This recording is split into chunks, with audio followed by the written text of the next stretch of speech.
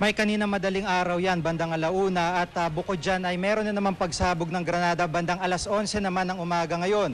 Pero ang isa pang balita dito ay naaktuhan ng GMA News ang isang irregularidad sa isa sa mga polling precinct sa isang bayan dito sa Maguindanao, ang bayan ng Mama Sapano. Habang nag-aanda ang election team sa Maguindanao para sa aming live coverage bandang alauna ng umaga kanina, binulabog ng sunod-sunod na pagsabog ang bayan ng Ampatuan. May 10 minutong layo mula sa aming pwesto. Hindi bababa sa 10 mortar fire ang aming narinig. Ay, Jigsaw. Oh.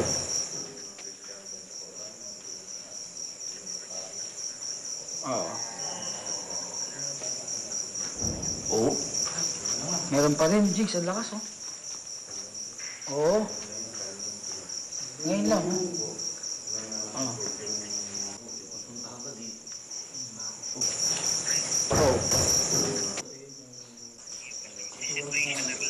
Yeah, ang ganda. May putok. May putok. O ngayon, may putok, Jigs. May putokan ngayon, oh. May sagutan ngayon.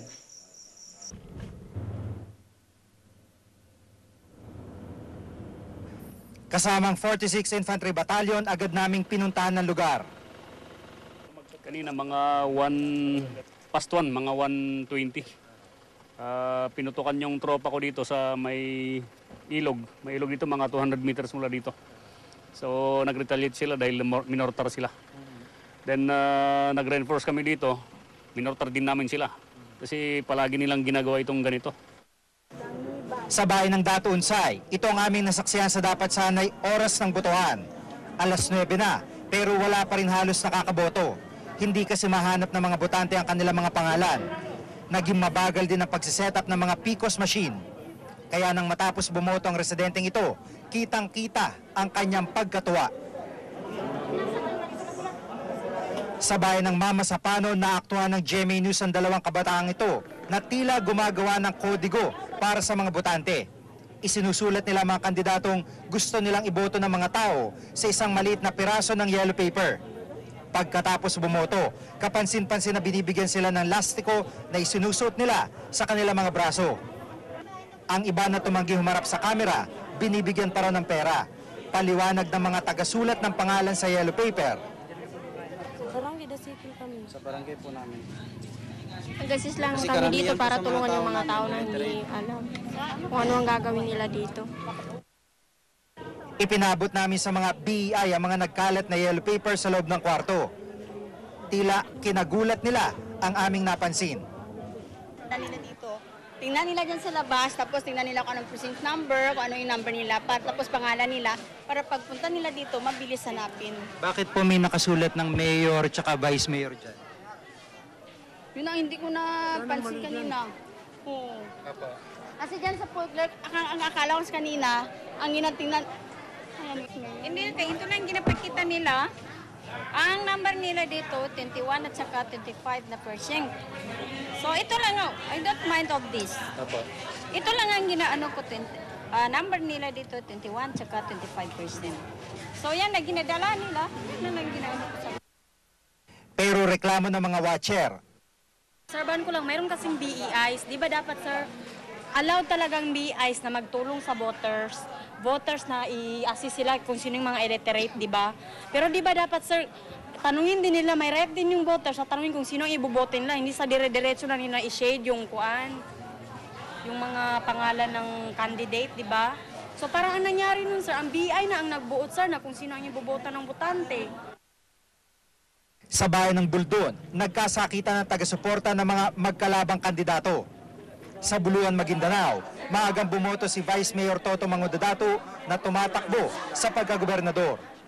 Mahigpit ang nilatag na seguridad para sa kanya ng mga sundalo. Isang granada naman ang pinasabog sa likod ng West Central Elementary School sa Sheriff Aguac. Walang nasugatan sa insidente. Ang klase ng granadang ginamit, MK2 grenade, gaya ng issue sa AFP. Takutin yung mga botante dito sa area, specifically dito sa Sheriff Aguac. para siguro hindi bumoto. Para siguro yung turnout ng boto, konti. Pero kung makita mo naman, namamasyal kami sa mga marami naman bumoboto. Mike, may pinakabagong insidente ng karahasan. Kanina lamang ay tinek sa atin ng PIO ng AFP dito at sinasabi nga nila na nagkaroon ng barilan ng dalawang kampo ng mga kandidato sa bayan ng Northern Kabuntalan dito rin sa Maguindanao kung saan dalawang katao naman, dalawang botante ang nasawi. Mike?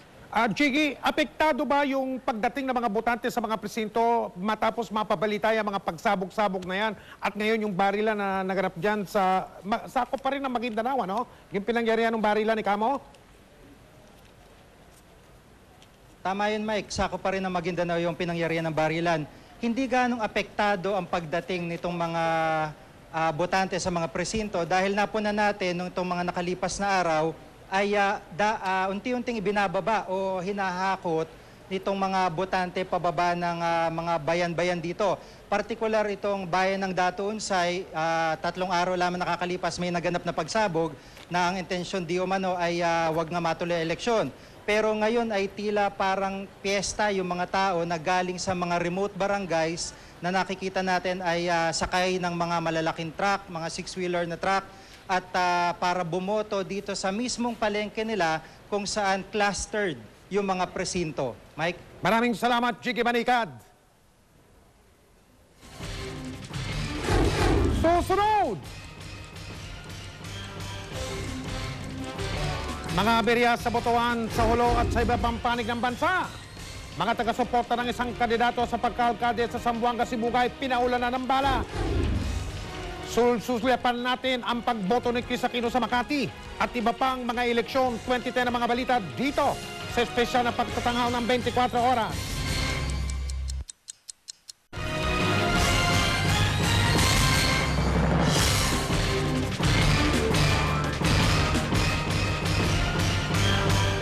Isang bayan sa lalawigan ng Cebu, nagmistula na raw war zone dahil sa ilang insidente ng pamamaril doon. Nakatutok live si Alan Domingo ng GMA Cebu. Alan! Yes, Mel, nagmistulang war zone ang Bugos City sa Port District dito sa Cebu nang dinagdagan ang puwersa ng pulisya at militar. Humigit kumulang 5 insidente na ang pangraratrat ang natala ng pulisya sa syudad at siyang nag-udyok sa Commission on Elections at PNP na mag-augment ng puwersa. Isang tangke, Simba armored car at mahigit 100 pulis ang idinagdag sa kasalukuyang puwersa ng otoridad na nakadestino sa nasabing syudad. Nakunan exclusive ng GMA7 ang pagbisita ng mga pulis at militar sa barangay Kayang kung saan naganap ang pinaka-latest incident ng pangraratrat. Sabi ng COMELEC, gustuhin Manila na ideklarar ang area na COMELEC controlled. Wala nang sapat na panahon dahil kakailanganin pa ang resolusyon ng COMELEC NBAN. Yan ang latest mula dito sa Cebu. Alan Domingo nakatutok sa eleksyon 2010. Maraming salamat sa iyo, Alan Domingo. Maaga pong bumoto kanina si Pangulong Arroyo dun sa kanyang bayan sa Lubao sa Pampanga. Nandun po live si PR Kanghel. PR, kamusta na ang Lubao? Kamusta na ang Pampanga? Mike, si Pangulong Arroyo nga ang kauna-unahang bumoto dito sa Lubao Elementary School sa Nicolas First sa Lubao, Pampanga at kasama niya ang kanyang anak na si incumbent Pampanga Representative ng 2nd District na si Mikey Arroyo. Mag-aalas 6 ng umaga nang dumating sa San Agustin Parish Church si Pangulong Arroyo para magsimba. Taimtim ang pagdarasal ng Pangulo habang nasa misa. Tumatakbo siya bilang kongresista sa 2nd distrito ng Pampanga. Unang pagkakataon ito na ang isang Pangulo ay tumakbo sa mas mababang posisyon. Pagkatapos ng misa, naglakad ang Pangulo patungo sa Lubao Elementary School para bumoto. Ilang minuto siyang naghintay bago nakaboto. Di agad mabuksan ang presinto dahil pinaalis muna ang ilang miyembro ng media na di naman unang nabigyan ng permiso na pumwesto sa loob ng presinto. Mabilis nang nakaboto ang Pangulo pero tumanggi siyang magbigay ng komento tungkol sa proseso. Ang anak niya si Mikey, nadalian lang naman daw sa proseso. It's much simpler than I thought. Because I believe that all the fears are not true because parang lang yan eh, parang filling the dots lang yan eh, and then the teachers do everything else. Kasabay ng Pangulo kaninang ilang international observer mula sa grupong Compact for Peaceful and Democratic Elections. Wala pa naman daw sila nakikitang problema sa automation sa ngayon. Well, there's a lot of layers of security, so the principle is okay. So it's really difficult to fraud, I think, inside the booth. Of course, we don't know what went before, so it's also important to know about that. And I hope the voters will report irregularities to the authorities. Mike, tatlong iba pang kandidato ang kalaban ni Pangulo Arroyo sa pagkakongresista ng ikalawang distrito ng Pampanga. Sila ay sina Adonis Simpao ng Partido Liberal, Feliciano Serrano, isang independent candidate, at Filipinas Sampang, isa ring independent candidate. Samantala, Mike, kani-kanina lamang ay naabutan natin ang kapatid ni Pangulo Arroyo na si Shelito Macapagal Salgado na bumoboto dito, at matatandaan na si Ginang Salgado ay inudyok ng ilang grupo para tumakbo bilang kalaban ni Pangulo Arroyo, pero hindi niya pinaunlakan ang kanilang hiling, at narito ang kanyang naging pahayag. Let others be given a chance. And ma'am, how did you find the voting process? Oh, it's very orderly, although there's a really long queue, but I think the COMELEC people here did a good job. Yeah. Thank you very much. Samantala, patuloy pa rin ang pagdating ng mga tao dito sa Lubao Elementary School kahit tirik na araw, at gaya sa ibang lungsod at ibang probinsya, wala ring lunch break dito sa lugar na ito. Mike? Maraming salamat, PR Kanghel. Halos lahat ng mga kandidato sa pagkapangulo ay nakaboto na po.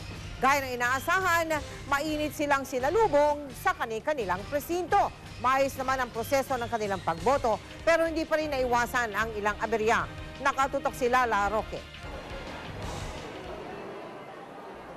Bandang alas 7 ng umaga nang pumunta sa kanyang presinto sa Pasig si Nicanor Perlas. Madali niyang nahanap ang kanyang presinto at hindi rin naman natagalan sa pagboto.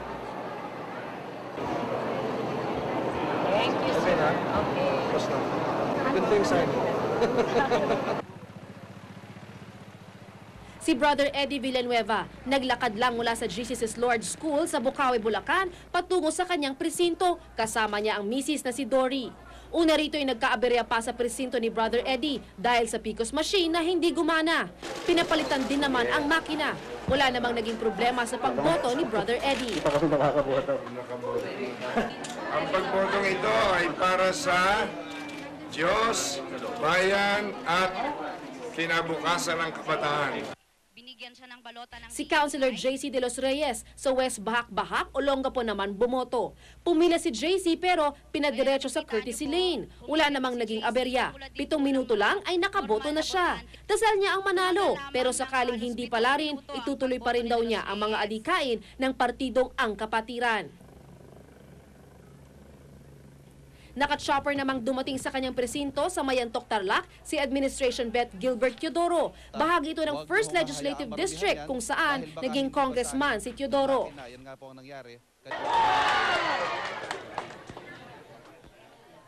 Panay ang punas ng pawis dahil sa matinding init. Naging maayos din naman ang pagboto ni Gibo, ang misis niyang si Nikki sa Paniki, Tarlac nakarehistro. Ang isa pang anak ng Tarlac na si Senador Noynoy Aquino dumating sa kanyang presinto pasado alas 9 kaninang umaga. Pero hindi pa siya agad nakaboto. Nagkaaberya raw kasi ang PCOS machine sa kanyang presinto. Mahaba rin ang pila sa presinto ni Aquino. Si Senador Richard Gordon, mag-aalas 10:30 ng umaga nang dumating sa presinto kasama ang may bahay na si Kate. Matapos kumustahin ng iba pang nakapila, ay dumiretso sila sa presinto sa Olongapo. Pasado las 10 nang dumating sa Talon 2, Las Piñas, si Senador Manny Villar. Kasama ang may bahay na si Congresswoman Cynthia Villar. Matapos ang verification, ay nakaboto na rin ang pambato ng Partido Nacionalista. Talagang lahat ng Si dating Pangulong Joseph Estrada sa San Juan boboto. Habang si Senadora Jambi Madrigal nakatakdang bumoto sa Quezon City mamayang alas 2 ng hapon. La Roque, nakatutok, 24 oras. Tinutukan din po ng GMA News and Public Affairs ang pagboto ng mga kandidato sa pagka-vice presidente. Nagbabalik si La Roque. Kasama ni Senador Mar Rojas ang misis na si Corina Sanchez, ang anak at nanay sa Precinct 22A sa Rojas City. Mahaba ang pila pero nagpaubaya na ang mga tao at nauna na si Rojas para bumoto bago mag-alas 8 kaninang umaga. Si Edu Manzano bumoto naman sa Polopina, Iloilo kung saan siya lumaki. Sabi ni Edu, buwan-buwan siyang bumibisita roon. Hindi naman nagkaaberya sa kanyang pagboto. Sa Macabebe, Pampanga naman ang presinto ni Jay Sonsa. Agad niyang hinanap ang kanyang pangalan sa listahan at pumila. Wala pang 2 minuto inabot ang kanyang pagboto.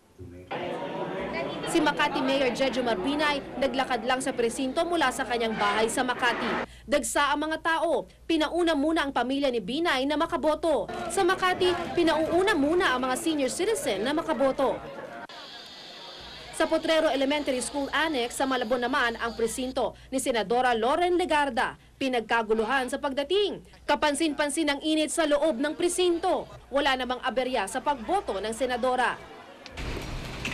Bandang alas 9 ng umaga dumating sa kanyang presinto sa Marikina si Bayani Fernando. Nagdasal muna siya sa kapilya bago bumoto. Madali naman anya ang pagboto basta't sundin daw ang COMELEC guidelines.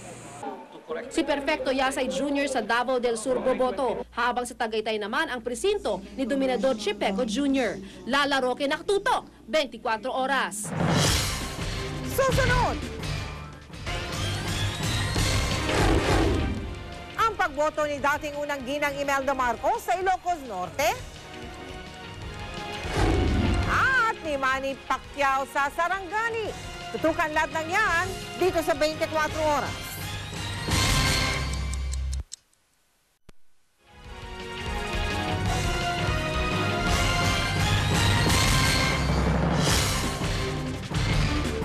Pabalik po tayo sa Mindanao. Pupuntahan po naman natin ngayon ang Holo-Sulu kung saan nakaantabay live si Chino Gaston. Chino, kamusta mga PCOS machine dyan sa Sulu? Mike, bukod sa mga pumapalyang PCOS machines dito sa Bacod Elementary School, may ilang botante ring hindi mahanap ang kanilang mga pangalan sa voters list. Alas 7 pa lang ng umaga, narito na si Adjijul Jumadain sa Bacod Elementary School para makaboto ng maaga. Binura ng ballpen ang kanyang pangalan sa listahan batay sa COMELEC Resolution 8791. Ibig sabihin, double registrant daw siya. Ito rin ang karanasan ni Edison Sahiro na kasama ng kanyang kapatid, binurad din ang mga pangalan. Nagpasya na lamang silang hanapin ang kanilang mga pangalan sa ibang eskwelahan. Maayos man at tahimik ang botohan sa Sulu. Nagkaroon naman ng mortar attack at putukan sa Punay Panlima Estino pagbukas ng mga presinto. Sa kabutihang palad, walang nasaktan sa insidente. Hinahabol pa sa ngayon ng Marines at Pulis ang mga salarin. Alam niyo kung saan kayo boboto, kung ganun. Ngayon, hindi. Hindi, oo. Kasi, di ba, binura yan? Oo. Saan pa boboto?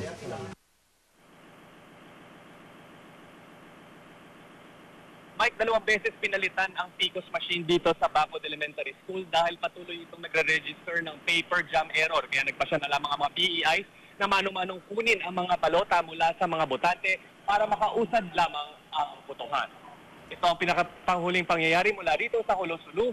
Ako si Chino Gaston, nakatutok sa eleksyon 2010. Mukha yata nakakapare-pareho ang mga ulat tungkol sa mga makina ngayong tanghali. Mga kapuso, ang inyo pong napanood ay si Chino Gaston. Salamat, Chino Gaston! Sumako naman tayo ngayon sa botohan sa Sarangani. Nagkainitan daw ang mga supporters ni Manny Pacquiao at Roy Chongbian. Kapwa po tumatakbo yung mga yan sa pagkakongresista. Nakatutok doon live si Jay Daru. Jay, kamusta dyan? Mel, kung saksakan ng init at tirikang araw sa ibang lugar, dito naman sa aming kinilalagyan sa Kiamba, Sarangani, ay ilang oras na kaming inuulan. Pero bago sumama ang panahon, ay nakaboto na ng maaga ang pambansang kamao na si Manny Pacquiao. Maagang gumising ang pambansang kamao na si Manny Pacquiao para bumoto sa kanyang presinto sa Kiamba Elementary School, Kiamba, Sarangani. Pero naghintay pa rin siya ng halos 1 oras bago nakaboto. Pang-30 pa kasi si Pacman sa listahan ng mga botante. Kaya naman kasama ang kanyang may bahay na si Jinky, nagtiyaga ang pound for pound king na maghintay sa labas ng kanyang voting precinct. Pero hindi pa rin pinalampas ng mga botante ang pagkakataong ito na makapagpakuha sa kanilang idolo.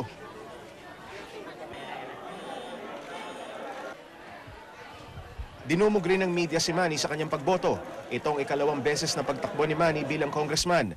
Lumaban na bilang representante ng General Santos City ang pambansang kamao, pero hindi pinalad laban sa nakaupong kongresista noon na si Darlene Antonino Custodio na mula sa angka ng isa sa pinakamaimpluwensyang pamilya sa General Santos City.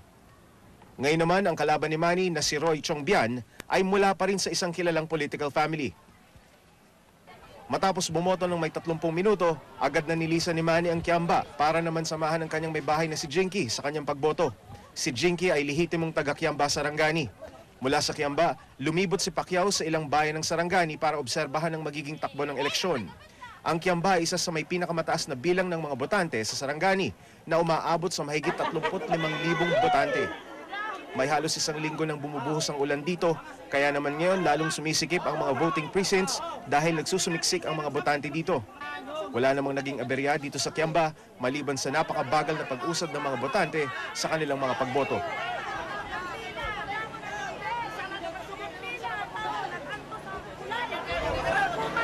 Mel, yung nakikita nyo ngayon na kaunting pagtatalo mula sa pagitan ng mga supporters ni Manny Pacquiao at ng katunggali niyang si Roy Chongbian ay isang halimbawa ng kapag siksika na yung mga pila ay umiigsi na yung mga pasensya ng ating mga botante. Mel?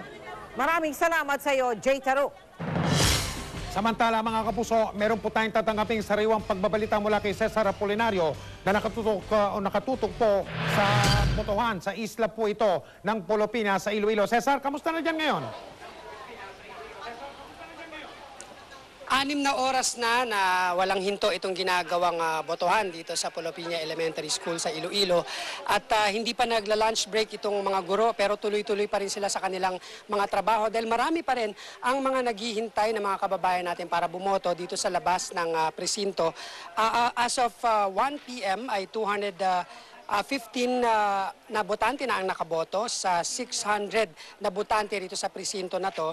At dalawa yung nagkaroon ng problema, Mike, no? Hindi nabasa yung ng makina yung kanilang mga boto. Ang reklamo ng mga bumoto kanina ay wala naman daw silang ginawa pero base doon sa BEI chairman na nakakita ay naging invalid ang boto dahil hindi nabilugan ng maayos yung bilog na hugis itlog at yung isa naman ay natupi yung dokumento. Samantala kanina ay si Edo Manzano ay dumating dito, isa sa mga early bird na mga botante rito sa Polopina Elementary School at before 7 a.m. ay dumating kasama ang kanyang kapatid at pinsan at ilan pang mga kamag-anak. Pero kahit nga early bird itong si Edo Manzano ay pinauna niya yung mga may kapansanan gaya na lang ni Nonita de la Cruz na galing pa sa kalapit na isla. Itong si Nonito ay may polio, inborn na polio ang sakit nitong si Nonito de la Cruz. Pero kailangan pa rin daw niyang bumoto dahil nga para marinig ang kanyang boses ngayong eleksyon. Pagdating naman niya dito sa presinto ay tinulungan siya ng kanyang mga kababayan para makaboto. At isa pang kababayan naman itong si Nonito, si Silvano Pelareja, 79 years old, ay bulag ito, no? At medyo bingi rin, kaya itong kamag-anak niya, itong anak niya, ang umasis sa kanya at sinisigaw na lang nung kanyang kamag-anak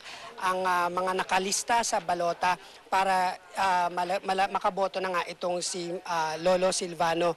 At inalalayan nga siya ng apo at binigyan pa siya ng kanyang bangko para lang makaboto. At ito raw ay para nga maisigaw niya ang kanyang saloobin ngayong eleksyon. At saka pa lang nakaboto itong si Vice Presidential Candidate Edo Manzano dahil pinili niya itong islang ito dahil dito lumaki itong pambato ng Lakas Kampi, itong Polopina Elementary School. Dito siya nag-aral nung elementary at dito na rin siya natuto na magtrabaho bago siya naging artista. No? At 8 minuto lang tumagal ang pagboto ni Edo Manzano at pagkatapos niyan ay tumuloy na siya sa bahay ng kanyang kapatid at pinsan at nakisalamuha dun sa kanyang mga kamag-anak. At dahil nga may meeting si Edo Manzano sa Roa City, ngayon ay nasa Roa City na siya at pagkatapos nun ay didiretso na siya sa Maynila. Mike, dagdag ko lang no, na walang kuryente rito sa isla ng Polopina, kaya itong ginagamit nila rito ay generator lang at inaasahan nila na itong gasolina, itong generator ay aabot hanggang bago magdilim at sa pagdilim may generator pa rin at may gas pa rin para paganahin naman itong electricity rito dahil mainit at itong ilaw para naman makagalaw itong mga BEI at mga botante dahil nais nilang i-extend ang kanilang pagboto rito hanggang alas 7 ng gabi. Mike? Maraming salamat, Cesar Apolinario. Susunod! Tatlong taga-suporta ng kandidato sa pagka-mayor sa Zamboanga, Sibugay patay sa pamamaril. Isang imam naman patay sa pagsabog ng granada sa North Cotabato. At sulyapan ang pagboto ni Dingdong Dantes. Susunod na yan dito sa 24 Oras.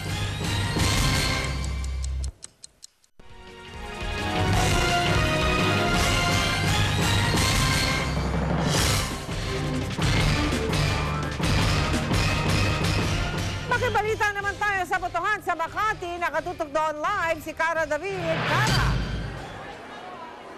Mel, tanghalian na. Lagpas na actually ang tanghalian pero matyaga pa rin nakapila ang mga botante dito sa Barangay San Antonio, Makati City. Kanina nagkaroon pa ng problema doon sa San Antonio Covered Court kasi may isang clustered precinct doon, yung Cluster 173, kung saan, alam mo Mel, 50% ng mga botante ay disqualified. That's almost 500 voters.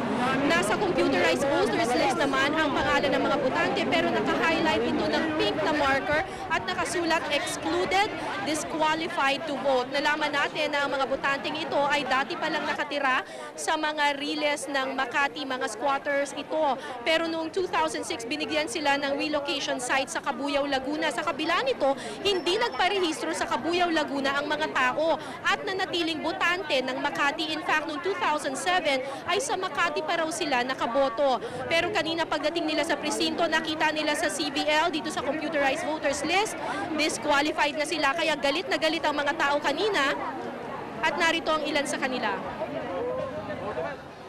Mabuti sana naman kung hindi ito national election eh. Eh national election ito ma'am eh. Masakit naman sa kalooban namin ganito eh. Bakit ganun, ma'am? Hindi naman po kayo nabura dito sa Pakinggo eh. Walang bahay yan. Wala akong bahay doon, ma'am eh. Mel, kinausap natin kanina yung Board of Election Inspector, yung chairman ng BEI na naka-assign doon sa Cluster Precinct 173 at sabi niya hindi raw talaga nila mapapayagan ang mga botanteng ito na bumoto ngayong araw. Dumulog na lang daw sila sa COMELEC. Hindi na sila residente rito, ganon. So ang policy ng COMELEC, kinakailangan ang naka-reside kasi isang lugar ng 6 months to 1 year. Eh wala. Samantala, Mel, patuloy pa rin yung mahabang pila dito sa San Antonio National High School. Yung nandito sa likod ko, kung nakikita ninyo, ito ay ang waiting area dito sa first floor. Naglagay na ng waiting area yung mga teachers dito para hindi magkumpulan yung mga tao dun sa mga voting centers. Pero ang haba-haba pa rin ang pila. Pero ang mga tao, matyagang maghihintay, basta lang daw makaboto sila. Ako po si Cara David, mula po dito sa Makati City, nakatutok sa eleksyon 2010. Maraming salamat sa iyo, Cara David. Pinagbabaril kaninang umaga ang mga taga-suporta ng isang kandidato sa pagka-alkalde sa Zamboanga, Sibugay. 3 ang patay, 5 ang sugatan. Mga taga-suporta sila ng kandidato sa pagka-mayor Rogelio Gomez. Naganap ang pamamaril na yan kaninang madaling araw sa tapat ng bahay ni Gomez. Sa Pikit, North Cotabato naman, isang imam ang patay. 10 ang sugatan matapos hagisan ng granada ang isang moske dakong alas 7 kagabi. Isinugod ang mga sugatan sa pagamutan ng Midsayap at sa lungsod ng Cotabato. Wala pang maiturong suspect ang mga otoridad. Sa Mindanao pa rin, alamin natin ang latest mula sa Zamboanga City. Nakatutok doon live si Ian Cruz. Ian. Buenas tardes, Mela. Maayos naman nga nagpasimula ang eleksyon dito kahit nga patuloy pa rin ang pagbugso ng ulan. Katunayan nga, Mel, ay dagsa pa rin ang napakahabang pila ng ating mga kababayan kahit nga pabugso-bugso pa rin sa ngayon ang ulan. Dito, Mel, sa Santa Maria Elementary School ay maayos na nagagamit ang 14 na PCOS machine. Pero kaninang alas 7:30 ng umaga ay hindi nagamit, Mel, ang isang PCOS machine dahil nagkaroon ito ng aberya. Ayaw nitong tanggapin ang mga balota matapos nga yung unang 8 tinanggap nitong balota. Ang mga balota ng mga botante na nakaboto na ay itinabi muna pansamantala ng mga BI members at sila na rin daw ang magsusubo nito kapag naayos na nga yung makina. Dismayado, Mel, ang mga botante sa nasabing clustered precinct dahil sa aberya ay higit ilang oras na raw sila naghintay na makaboto. Yung iba naman ay umuwi na dahil sa inip. Pero mag-aalas 12 kanina, Mel, nang maayos na ang nasabing PCOS machine. Ang ginawa nila, Mel, ay ginupitan yung gilid ng balota, kaya ito tinanggap na rin ng nagkaroong aberya na PCOS machine gaya nga ng nakikita nyo sa inyong mga screen. Samantala, Mel, sa mga ibang presinto dito ay napakabagal pa rin ng nangyayaring botohan. Mel, sa Zamboanga City Jail ay nagsimula rin kanina ang pagboto ng mahigit 700 detainees. Ang mga balota ay dinala sa City Jail ng mga BI members kung saan sila nakarehistro. Matapos makaboto, ang mga balota nila ay dadalhin sa kanilang designated precinct para mabasa naman ng PCOS machine. Samantala, Mel, tuloy-tuloy rin ang ating serbisyong totoo dito sa Zamboanga City. Katunayan ay tinulungan natin na makapanik sa second floor si Rogelio Torres na may kapansanan upang siya ay makaboto. Ilang oras kasi natin siya napansin na naghihintay sa harap nga dito ng Santa Maria Central School para makapasok, pero dahil nga sa dami ng tao ay nahirapan siya. At yan muna, Mel, ang pinaka-latest mula sa Zamboanga City. Ako si Ian Cruz, nag-uulat para sa Election 2010. Ang galing mo, Ian. Maraming salamat sa iyo. Si Ian Cruz po yan. Chika Minute! Arestado ang isang lalaking nagpanggap na talent coordinator ng GMA Channel 7. Nahuli ang suspect na si Efren Diaz matapos ireklamo ng pagnanakaw sa staff ng programang This Is It. Hindi raw bababa sa 14,000 piso at isang digital camera ang natangay ng suspect. Ginamit daw ng suspect ang isang pekeng GMA7 ID para makalapit sa mga biktima na nooy nagpapa-audition sa isang mall sa Bulacan. Aminado ang suspect na peke ang GMA ID na hawak niya, pero itinanggi niya ang bintang ng pagnanakaw. Maagang bumoto si Chris Aquino sa Barangay Urdaneta sa Makati. Inabot lang siya ng 3 minuto sa pagboto. Kasama niya ang asawang si James Yap. Umaasa si Chris na magiging maayos ang kabuuan ng eleksyon at igagalang ng lahat ang magiging resulta nito. Si Chris ay bunsong kapatid ng standard bearer ng Liberal Party na si Senador Noynoy Aquino. Bahagyang nagkagulo sa Immaculate Conception Cathedral School sa Quezon City kanina. Dumating kasi roon ang ating kapusong si Dingdong Dantes para bumoto. Maayos naman ang naging pagboto ni Dingdong. Nagbigay pa siya ng mensahe sa mga kapwa-botante. Kaakibat ng pagboto yung pagiging responsable. Siyempre, kailangan mo ipagtanggol boto mo, kailangan bantayan yan. And that's it for Chika Minute. See you mamayang gabi mga kapuso. Ako po si Pia Guanyo. Mike? Salamat, Pia. Mga kapuso, hindi po, hindi po isusulat ang pangalan ng mga kandidato sa balota ninyo. Itiman nyo lang po yung bilog na hugis itlog sa tabi ng pangalan ng kandidatong napupusuan ninyo. Ang iba pang detalye sa tamang pagboto. Tututukan ni Pia Arcangel.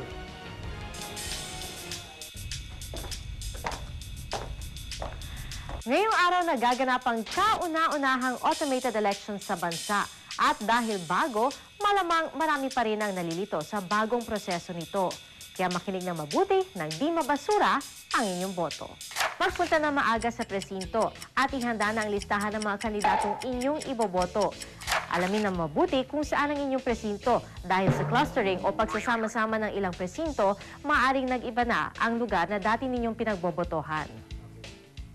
Bago pumasok sa presinto, i-check muna ang inyong pangalan sa voters list at alamin ang inyong precinct number at sequence number. Ipinagbabawal sa loob ng presinto ang mga cellphone, kaya't iwanan na lamang ito sa inyong kasama o di kaya sa bahay. Dahil automated na ang bilangan, maiiwasan na raw ang dagdag bawas. Pero hindi pa rin mawawala ang ilang lumang gimmick ng mga taong nais mandaya sa eleksyon. Maaring sa pagpasok mo pa lang sa presinto, may mga taong mang-i-impluwensya sa iyong boto. Huwag magpapadala sa vote buyers. Huwag ibenta ang iyong kinabukasan.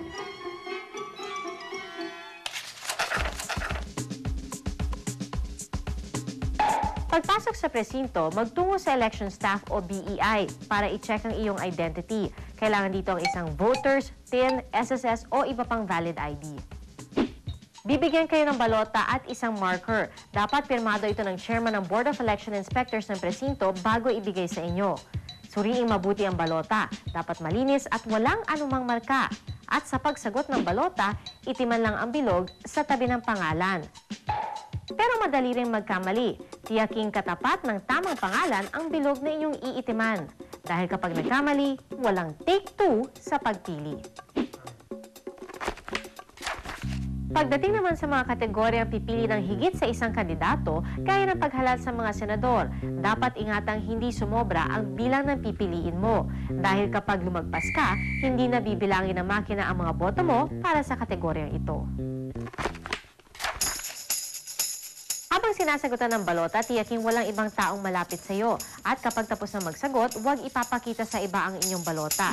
Ipagbigay alam agad sa mga kinauukulan kung may mapansing kahina-hinalang gawain sa loob ng presinto.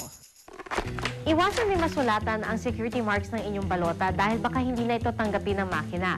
At iwasan din ito'y magusot, mapunit o matupi. Dito sa Precinct Count Optical Scan o PICOS machine, ipapasok ang iyong balota. Hintayin lang ilang saglit bago tuluyang tanggapin ng makina ang iyong balota. Lalagyan na rin kayo ng indelible ink sa daliri at kukuhanan ng thumb mark. Tanda na kayo'y nakaboto na. Ang boto mo ay mahalaga, kaya iba yung pag-iingat ang kailangan para hindi ito mabaliwala. Maging alerto at mapagmasid, makiisa sa pagtataguyod ng isang tapat, malinis at maayos na eleksyon.